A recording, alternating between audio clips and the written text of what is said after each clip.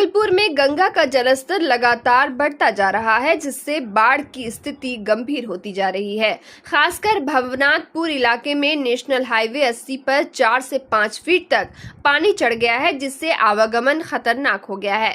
स्थानीय लोगों का कहना है कि अगर पानी का बहाव इसी तरह जारी रहा तो आने वाले दिनों में भागलपुर से पटना का सड़क संपर्क पूरी तरह से कट सकता है। फिलहाल छोटे वाहन तो इस मार्ग से गुजरने में असमर्थ हैं, जबकि भारी वाहनों की रफ्तार भी धीमी हो गई है।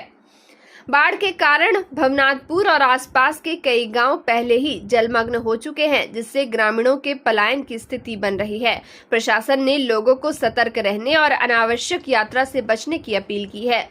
प्रशासन ने लोगों से अपील की है कि वे सतर्क रहें और अनावश्यक यात्रा से बचें। प्रशासन की ओर से राहत और बचाव कार्य जारी है, लेकिन स्थिति अभी भी गंभीर बनी हुई है। पूरा गांव के वासी खाने पीने के लिए और मवेशी सब तबाह हो गया है। दिक्कत तो रोड से तो 2 फीट घर में पानी है, घर में, और रास्ते में घुसा जो कि कोई सामान आधा तो निकाले किसी तरह, नहीं तो और बाकी हेल रहा है। जनप्रतिनिधि आए कि नहीं आए? कोई नहीं। यही न बताए कि सर क्या कहें, क्या चुनाव का बेरा आएगा तो आएगा तेल लगाने के लिए, अभी कोई देखने के लिए नहीं। कागज में तो लिख देगा कि हम गए और आ गए।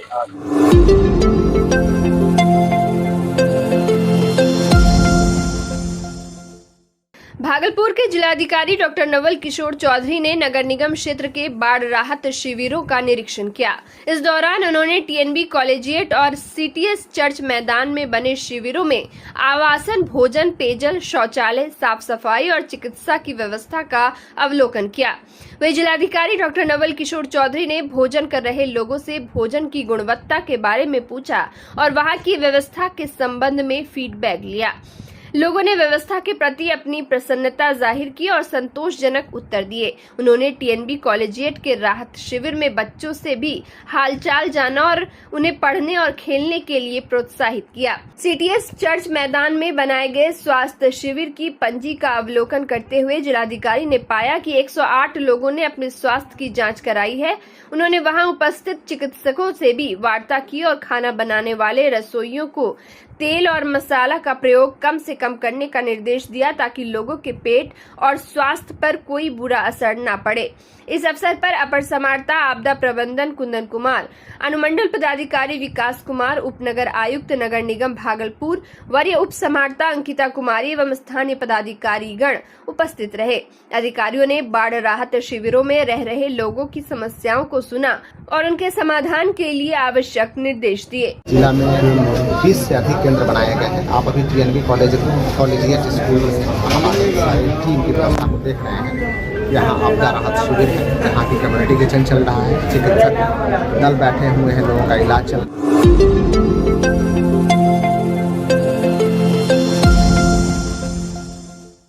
तिलका मांझी भागलपुर विश्वविद्यालय का पूरा परिसर जलमग्न हो गया है, जिससे कर्मचारियों और छात्र छात्राओं को भारी परेशानियों का सामना करना पड़ रहा है। बावजूद इसके विश्वविद्यालय प्रशासन ने कामकाज जारी रखने का निर्णय लिया है और राष्ट्रपति के आगमन की तैयारी में कोई कमी नहीं रखी जा रही है। विश्वविद्यालय में बाढ़ की स्थिति गंभीर होने के कारण कर्मचारियों और प्रोफेसरों को नाव के सहारे अपने कार्यालय और कक्ष तक पहुंचना पड़ रहा है। प्रशासन के निचले तल से जरूरी फाइलें और दस्तावेज ऊपर के तल में शिफ्ट कर दिए गए हैं, ताकि प्रशासनिक कार्यों में बाधा न आए।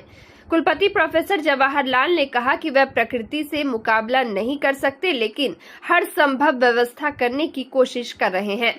प्रशासन ने नाविक, बिजली मिस्त्री और चिकित्सक को 24 घंटे तैयार रहने के निर्देश दिए हैं और पानी भरे क्षेत्रों से कर्मचारियों को बाहर निकालने की प्रक्रिया जारी है। राष्ट्रपति के आगमन को लेकर प्रतिमा स्थल के पास का क्षेत्र भी जलमग्न होने के बावजूद तैयारी में कोई कमी नहीं रखी जा रही है। जिलाधिकारी डॉक्टर नवल किशोर चौधरी से एनटीपीसी से रेत मंगवाकर डलवाने की बात हुई है, ताकि प्रतिमा स्थल का काम बाधित न हो और टाइल्स का कार्य जल्द पूरा किया जा सके।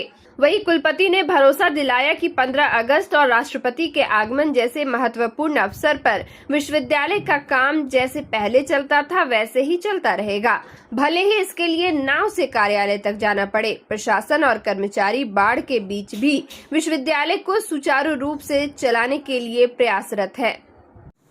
देखिए, लालबाग अपने VC आवास से लेकर के विश्वविद्यालय कार्यालय और इसके जितने भी जो क्वार्टर्स हैं, ऑफिसर्स क्वार्टर लालबाग का, सबका मैंने निरीक्षण किया और बहुत ही दुखद है। पिछले साल से ज़्यादा तेज़ी से पानी बढ़ रहा है, अभी तक ऐसा नहीं था।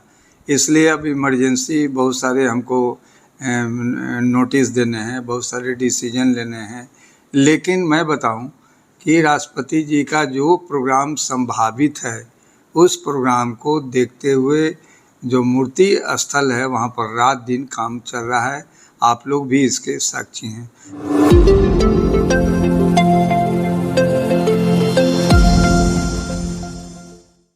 भागलपुर में रक्षाबंधन का पर्व इस बार देशभक्ति और भाईचारे के अद्भुत संदेश के साथ मनाया गया। जीवन जागृति सोसाइटी भागलपुर के तत्वाधान में CDS कंपाउंड के दक्षिणी गेट के सामने एक विशेष कार्यक्रम आयोजित किया गया, जिसमें संस्था की महिला सदस्यों ने भारतीय सेना के जवानों और पुलिसकर्मियों को राखी बांधकर उनके अद्वितीय साहस, निस्वार्थ सेवा और बलिदान को नमन किया। कार्यक्रम में सबसे पहले संस्था के पदाधिकारियों और सदस्यों ने उपस्थित जवानों और पुलिसकर्मियों का स्वागत किया। इसके बाद पारंपरिक विधि से रक्षा सूत्र बांधा गया और तिलक लगाकर मिठाई खिलाई गई। जीवन जागृति सोसाइटी के राष्ट्रीय अध्यक्ष डॉक्टर अजय कुमार सिंह और प्रदेश अध्यक्ष डॉक्टर सत्येंद्र कुमार मुख्य अतिथि के रूप में उपस्थित रहे। जीवन जागृति समिति के अध्यक्ष सह शिशु रोग विशेषज्ञ डॉक्टर अजय कुमार सिंह ने कहा कि रक्षाबंधन केवल भाई बहन के रिश्ते का प्रतीक नहीं, बल्कि ये सुरक्षा, विश्वास और प्रेम का भी प्रतीक है। देश की सीमाओं और आंतरिक सुरक्षा में तैनात हमारे वीर जवान और पुलिसकर्मी हर नागरिक के हैं। यह प्रेम है सैनिक बंधुओं से, क्योंकि अभी देख रहे हैं कि विश्व में अशांति है, एक दूसरे पर आक्रमण कर रहा है और हम लोग शांति से बैठे हैं। ये हमारे फौजी हैं, ये हमारे आर्मी के जवान ही हैं, ये सैनिक ही हैं जिनके बदौलत हम अपने घरों में शांति से हैं और हम लोग मजबूत स्थिति में हैं। अभी विश्व के महानतम सैनिकों में से, बलशाली सैनिकों में से, समृद्ध सैनिकों में से हमारा भारत का भी सैनिक है और इसका हमको फक्र है। और इसीलिए जीवन जागृति लगातार 8 वर्षों से उनके प्रेम का इजहार करते हैं। हमारे सोसाइटी की महिलाएं उनको रक्षाबंधन पर राखी बांधते हैं, चूंकि वो अपने घरों में नहीं जा पाते हैं। हम लोग Bhutan border, Nepal border, Bangladesh border वगैरह भी जाके हम लोगों ने राखी सैनिकों के बांधा है